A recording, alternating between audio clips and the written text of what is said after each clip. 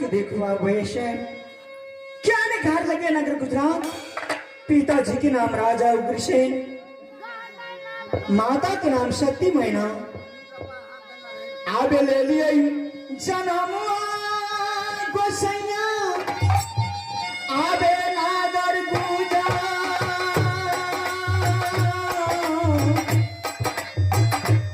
गुजारा तो मेरे दिशा।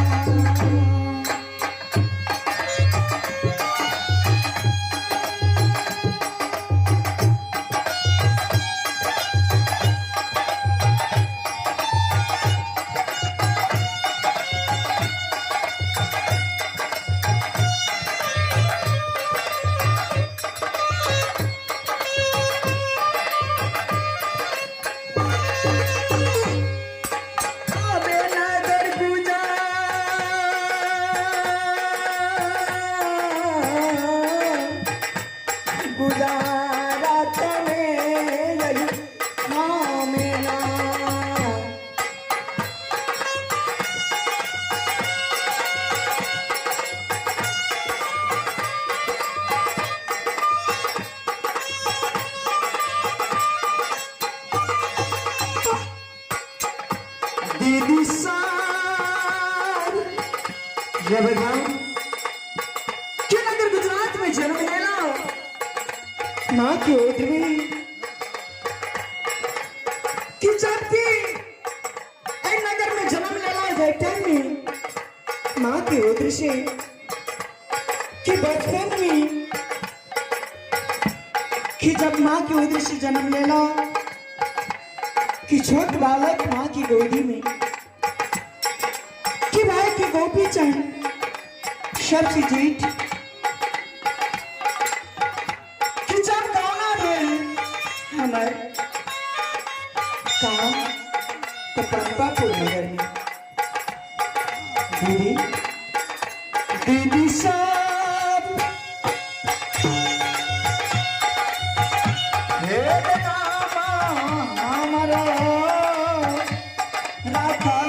मैया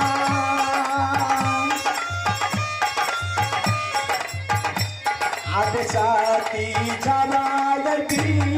रमावती।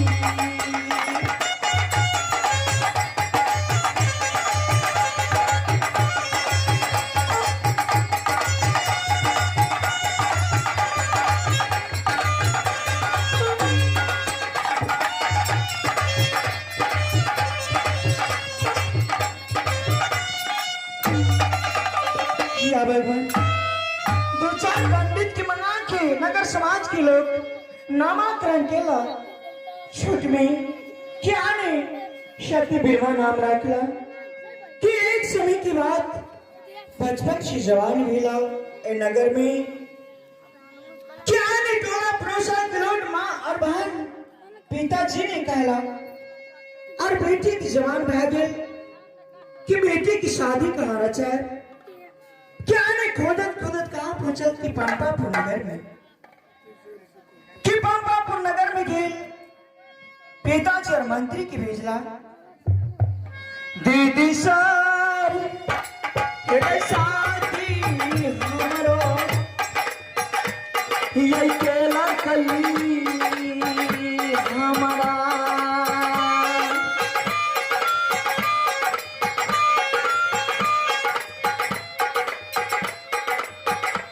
आबे पंपापुर नगर में बनकी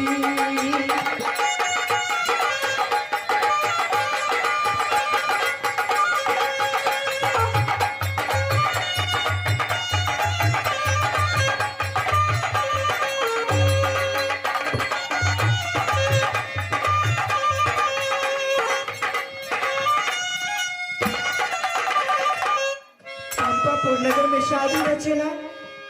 कि 12 बरस बीत रहा ये नगर गुजरात से लो पंपापुर नगर में कि एक समय की बात सब भाई कि एक से एक बाहर लगे कि अगाड़ी पछाड़ी पलटन के साथ हाथी हजार घोड़ा पिछड़ के भाईजी लेकिन 12 बरस बीत देख रहा लिए पुनः की दोबारा लौट के नहीं आए पंपापुर नगर में कोई कि घर में नगर गुजरात में बूढ़ी माँ ने और छैल मर गेल की चिंता है अभी ना देख रहा छी भगवान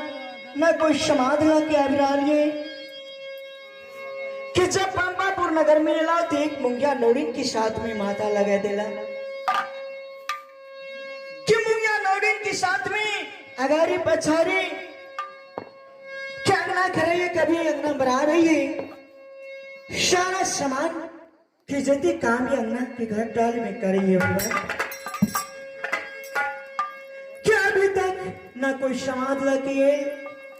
न कोई पलटन न कोई माँ बहन की क्या मैं देख रहा छी आ रहा लिए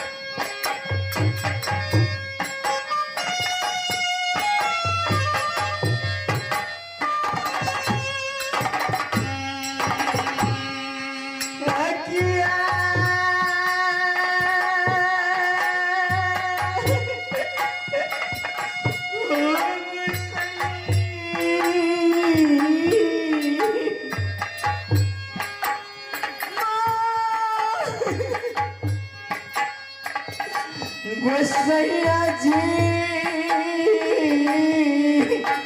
मामैना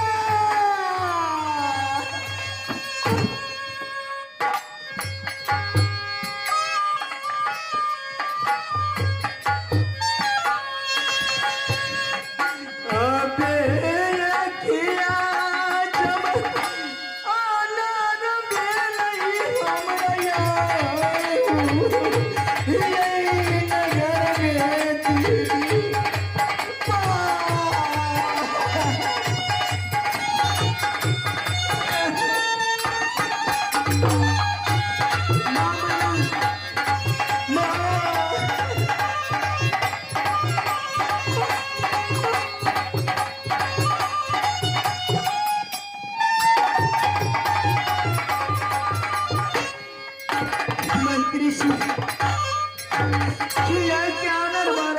संसार में खियानी नौडिन की बुलावे जी एक दिन की खातिर मिले के ले जाए माँ के पास कि नगर गुजरात हाँ बेजलदी से आबिया नौडिनिया आगे मूंगिया என்னுடைய பாயினி என்னுடைய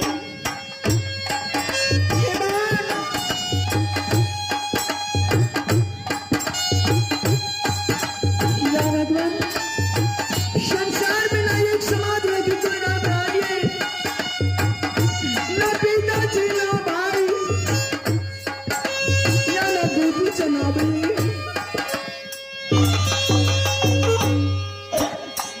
आगे मोनिया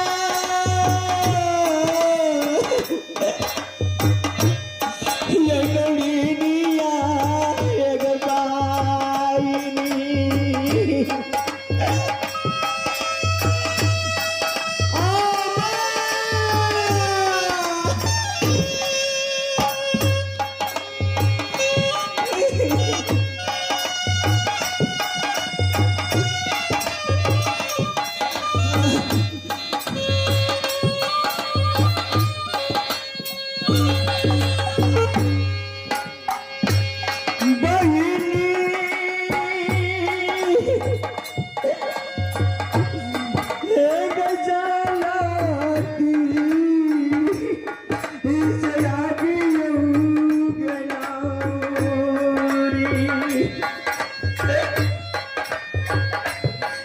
अब ना जरिया बेसो जाने पड़ी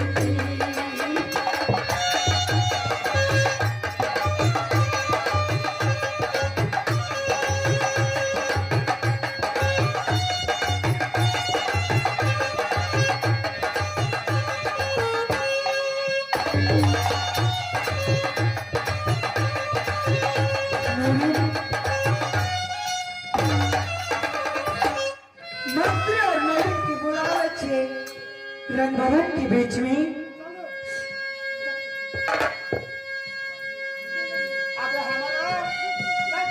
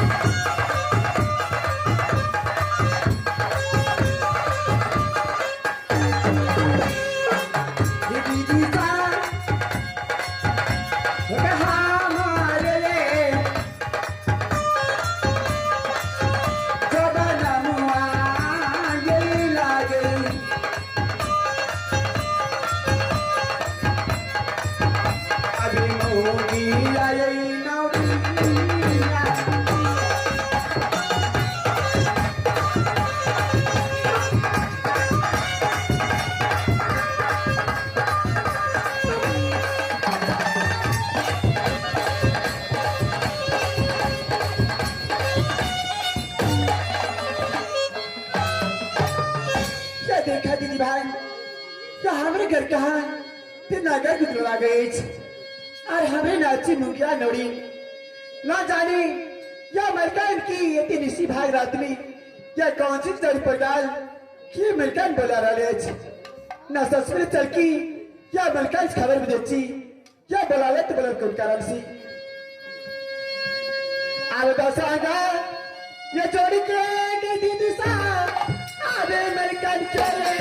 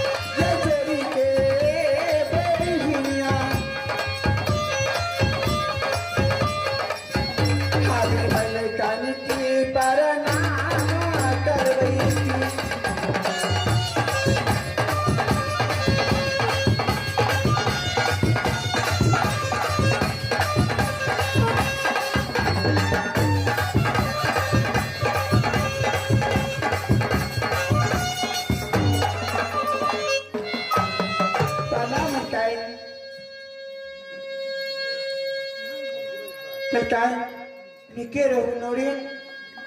कि सबसे पहले क्या नहीं कहा क्या ना घर के सब काम भागे। हाँ मलकान अंदर की सारा काम था अपना सब रेडी है, लेकिन जब हाँ आवाज उठे लो तो हम सोचला कि मलकान की कौन की जारी पर गाल खेती निसी भागा के बोला रहा है।